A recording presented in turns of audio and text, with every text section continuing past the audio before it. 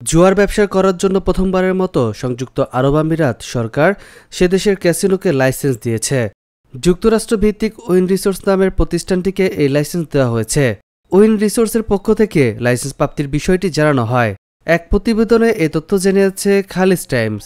প্রতিবেদনে বলা হয়েছে, জুয়ার লাইসেন্সের অনুমতি দেওয়ার জন্য গত বছর প্রতিষ্ঠিত হয় general commercial gaming regulatory authority. এই অথরিটি প্রথমবারের মতো লাইসেন্স জারি করল। এতে আরও বলা হয়, ৬২ হেক্টর এলাকা জুড়ে আরব উপসাগরে বিস্তৃত এই বিলিয়ন ডলারের প্রকল্পটি ২০২৭ সালের শুরুর দিকে জনসাধারণের জন্য উন্মুক্ত হবে।